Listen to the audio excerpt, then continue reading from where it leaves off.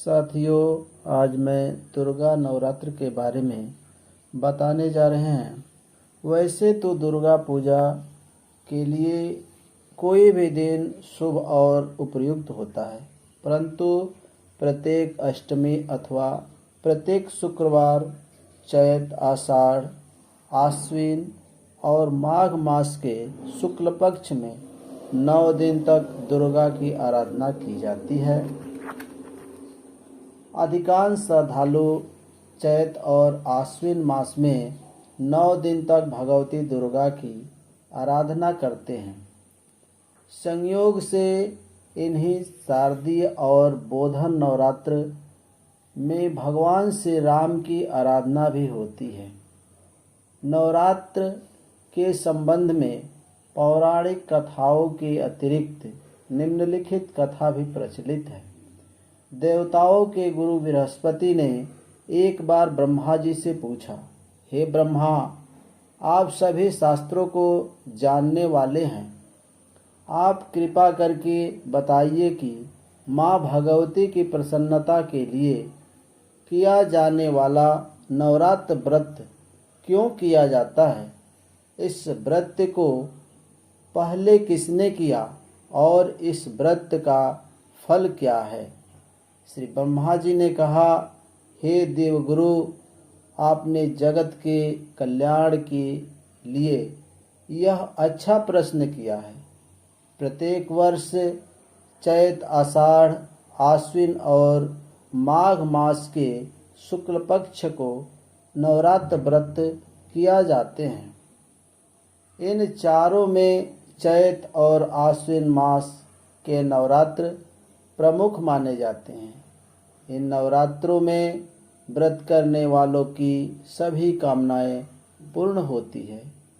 माँ भगवती की कृपा से पूजन और कथा श्रवण के साथ दान पुण्य करने वाला मोक्ष का अधिकारी बनता है। नवरात्र व्रत करने वाला धन, विद्या, पुत्र आदि प्राप्त करता है। इस व्रत को न करने वाला मनुष्य उत्तम धन से रहित होकर पृथ्वी पर सम्मान नहीं पाता। यदि इस व्रत को करने वाला मनुष्य पूरे दिन का उपवास न कर सके तो एक समय भोजन कर ले और उस दिन बांधवों सहित नवरात्र व्रत कथा का श्रवण करे। हे बृहस्पति, जिसने पहले इस महाव्रत को किया उसका पवित्र इतिहास मैं तुम्हें सुनाता हूँ। इस प्रकार ब्रह्मा जी का वचन सुनकर बृहस्पति जी बोले, इस कल्याणकारी व्रत के इतिहास को मैं सावधान होकर सुन रहा हूँ, कृपया सविस्तार कहें। ब्रह्मा जी बोले, पीठत नामक मनोहर नगर में सुनाथ नाम का एक ब्राह्मण रहता था। वह भगवती दुर्गा का परम भक्त था। उसके परिवार में सुमति नाम के एक अत्यंत सुंदर पुत्री पैदा हुई। वह कन्या अपने पिता के घर में शुक्ल पक्ष की चंद्रमा के समान बढ़ने लगी। उसका पिता प्रतिदिन दुर्गा की पूजा और होम करता था। कन्या भी नियम से पूजा में उपस्थित होती थी। एक दिन सुमति अपने सखियों के साथ खेल में लग गई और भगवती के पूजन में देर से उपस्थित हुई। ब्राह्मण ने समझा कि उसकी पुत्री की पूजा में रुचि नहीं है। वह अपना बनाव श्रृंगार ही जरूरी समझती है। उसने क्रोध में आकर सोचा, मैं इसे अब ऐसी जगह ब्याह दूंगा जहां इसका रूप रंग व्यर्थ हो जाए। यह सोचकर ब्राह्मण ने कहा, बेटी, तू मेरा कहा नहीं सुनती, तेरा बहुत बुरा होगा। पुत्री ने बड़ी विनम्रता से कहा, पिताजी, माँ मेरी रक्षक है। भाग्य का लिखा मिटता नहीं। पुत्री की ऐसी बात सुनकर पिता को क्रोध आया और पुत्री से कहने लगे, पुत्री, तूने भगवती का पूजन नहीं किया। अब मैं कुष्ठी और दरिद्री के साथ तेरा विवाह करूँगा। इस प्रकार कुपित पिता का वचन सुनकर सुमति को बड़ा दुख हुआ। वह बोली, पिताजी, मैं आपकी कन्या हूँ, सब तरह से आपके अधीन हूँ। जहाँ आपकी इच्छा हो वहाँ विवाह कर सकते हैं। होगा वही जो मेरे भाग्य में लिखा है। मेरा तो इस पर पूर्ण विश्वास है। मनुष्य अनेक मनोरथों का चिंतन करता है, पर होता वही है जो विधाता ने भाग्य में लिखा है। अपनी कन्या के ऐसे निर्भीक वचन सुनकर ब्राह्मण को और अधिक क्रोध आया। उसने अपनी कन्या का विवाह एक कुष्ठी के साथ कर दिया और बोला, देखता हूँ कि भाग्य के भरोसे से रहकर अब तो क्या करेगी। इस प्रकार पिता के कठोर व्यवहार को देखकर सुमति अपने पिता के साथ वन में चली गई। वह इस भयावह वन में सुमति और उसके पति ने रात कष्ट में बिताया। सारी रात वह दंपति भगवती का ध्यान करता रहा। माँ बड़ी दयालु है। सुमति का दुख देखकर द्रवित होकर भगवती प्रकट हो गई। वह सुमति से कहने लगी, हे पुत्री, मैं तुम पर प्रसन्न हूँ। तुम जो चाहो वरदान मांग सकती हो। मैं प्रसन्न होने पर मनवांचित फल देने वाली हूँ। इस प्रकार भगवती दुर्गा का वचन सुनकर सुमति ने पूछा, आप कौन हैं जो मुझ पर प्रसन्न हुई? यह सब मुझसे कहें और अपनी कृपा दृष्टि से मुझ दीन दासी को कृतार्थ करें।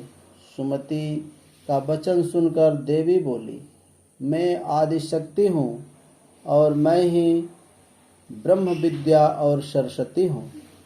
मैं प्रसन्न होने पर प्राणियों का दुख दूर कर उसको सुख प्रदान करती हूँ। सुमति माँ के चरणों में गिर गई। उसने हाथ जोड़कर पूछा, हे माँ, किन कारणों से मेरी यह दुर्गति हुई है? इस जन्म में तो मैंने कोई पाप नहीं किया। आप कृपा कर मेरे पूर्व जन्म के बारे में बताएं। भगवती ने कहा, मैं तुम्हें तुम्हारे पूर्व जन्म का वृत्तांत सुनाती हूँ। तुम पूर्व जन्म में निषाद भील की पतिव्रता स्त्री थी। एक दिन तुम्हारे निषाद पति ने चोरी की। चोरी करने के कारण तुम दोनों को सिपाहियों ने पकड़ लिया और कारागार में डाल दिया। उन लोगों ने तुम्हें और तुम्हारे पति को भोजन नहीं दिया। भाग्य से वह दिन नवरात्र था। नवरात्र में तुम्हें न तो खाने को अन्न मिला और न पीने को जल मिला। इस प्रकार 9 दिन तक नवरात्र व्रत हो गया। हे सुमति, उन दिनों में जो व्रत हुआ उस व्रत के प्रभाव से प्रसन्न होकर तुम्हें उत्तम परिवार मिला था। उसी जन्म के व्रत के प्रभाव से मैंने दर्शन दिए। अब तुम्हें मनवांचित वस्तु मिल रही है। तुम्हें जो तुम्हारी इच्छा हो सो मांगो। माँ दुर्गा के इस प्रकार के वचन सुन सुमति बोली, अगर आप मुझ पर प्रसन्न हो तो हे माँ, कृपया मेरे पति का कोढ़ दूर कर दें। देवी बोली, उन दोनों तुम्हें जो व्रत किया, उस व्रत के मात्र एक दिन का पुण्य अपने पति का कोढ़ ठीक करने के लिए अर्पण करो। मेरे प्रभाव से तुम्हारा पति कोढ़ से रहित हो जाएगा। माँ दुर्गा की महिमा अपरंपार है। किसी भी जन्म में किया गया पुण्य, उसका नाम स्मरण, व्रत आदि भक्त को मनचाहा वरदान देता है। श्री ब्रह्मा जी ने कहा, देवी के वचन सुनकर सुमति बहुत प्रसन्न हुई। अपने पति को निरोग करने की इच्छा से माँ दुर्गा को प्रणाम कर बोली, माँ, तुम मुझ पर कृपा करो और अपने पूजन का फल देकर मेरे पति को निरोग कर दो। तत्क्षण ही सुमति का पति का शरीर भगवती दुर्गा की कृपा से कांति युक्त हो गया। पति के मनोहर देह को देख सुमति माँ की स्तुति करने लगी। उसने कहा, हे दुर्गे, आप दुर्गति को दूर करने वाली, तीनों लोकों का संताप हरने वाली, समस्त दुखों को दूर करने वाली, रोगी मनुष्य को निरोग करने वाली, प्रसन्न होने पर मनवांचित वस्तु देने वाली और दुष्टों का नाश करने वाली है। सारे जगत की आप ही माता और पिता हैं। हे अम्बे, मेरे छोटे से अपराध पर मेरे पिता ने एक कुष्ठी के साथ मेरा विवाह किया था। आपने मेरा उद्धार किया। हे देवी, मैं आपको प्रणाम करती हूँ। आपने मुझ दीन की रक्षा की। इस प्रकार वंदना कर सुमति माँ के चरणों में गिर पड़ी। ब्रह्मा जी बोले, बृहस्पति, सुमति ने मन से देवी की स्तुति की थी, इसलिए देवी बहुत संतुष्ट हुई। वह सुमति से बोली, हे पुत्री, तेरे उद्दालक नाम का अति बुद्धिमान, धनवान, कीर्तिमान और जितेंद्रिय पुत्र पैदा होगा। ऐसा कह देवी उससे फिर कहने लगी, हे पुत्री, और भी कुछ तेरा इच्छा हो तो मांग सकती हो। भगवती दुर्गा के वचन सुनकर सुमति बोली, हे दुर्गे, अगर आप मुझ पर प्रसन्न हैं तो कृपा कर मुझे नवरात्र व्रत विधि बतलाइए। हे देवी, जिस विधि से नवरात्र व्रत करने से आप प्रसन्न होती है, उस विधि और उसके फल का विस्तार से वर्णन करें। सुमति के वचन सुनकर देवी बोली, हे पुत्री, मैं तुम्हारे लिए संपूर्ण पापों को दूर करने वाली नवरात्र व्रत विधि बताती हूँ, जिससे मनुष्य पापों से छूटकर मोक्ष की प्राप्ति करता है। आश्विन मास के शुक्ल पक्ष की प्रतिपदा से लेकर 9 दिन तक विधि पूर्वक व्रत करे। यदि दिन भर व्रत कर न सके तो एक समय भोजन करे। योग्य ब्राह्मण से पूछकर घट की स्थापना करे और वाटिका बनाकर उसको प्रतिदिन जल से सींचे। महाकाली, महालक्ष्मी और महासरस्वती की मूर्तियां बनाकर नित्य विधि विधान सहित पूजन करें और अर्घ्य दें। बिजौरे के फूल से अर्घ देने से रूप की प्राप्ति होती है।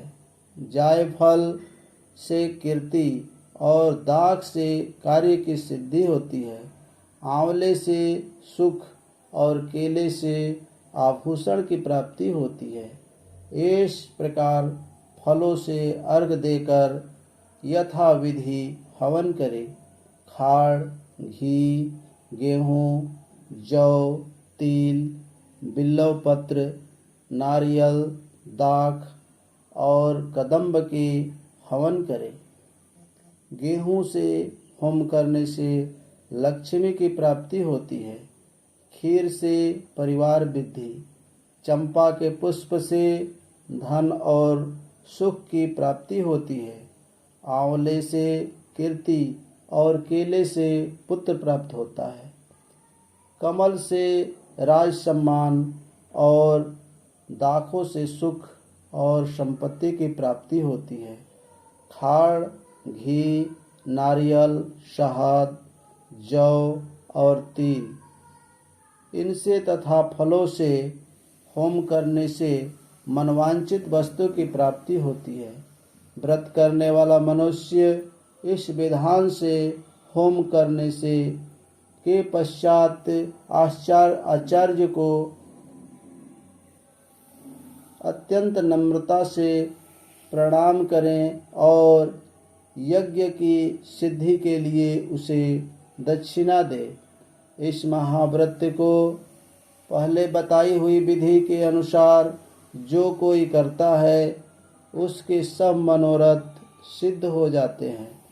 इसमें तनिक भी संशय नहीं है। इन नवरात्रि 9 दिनों में जो कुछ दान किया जाता है इसका फल करोड़ों गुना मिलता है। नवरात्रि के व्रत करने से अश्वमेध यज्ञ का फल मिलता है। नवरात्र में भगवती के पूजन हवन की विधि जान सुमति प्रसन्न हो गई। हे देवगुरु बृहस्पति, संपूर्ण कामनाओं को पूर्ण करने वाले इस उत्तम व्रत को तीर्थ, देवी मंदिर अथवा सुविधा हो तो घर में ही विधि के अनुसार करें। कवच, कील, अर्गला, स्तोत्र का पाठ, हवन पुराण पाठ के साथ भगवती का पूजन करना चाहिए। नवरात्र व्रत की विधि और फल बतलाकर देवी अंतर्ध्यान हो गई। जो पुरुष या स्त्री इस व्रत को भक्ति पूर्वक करता है वह इस लोक में सुख पाकर अंत में मोक्ष पाता है।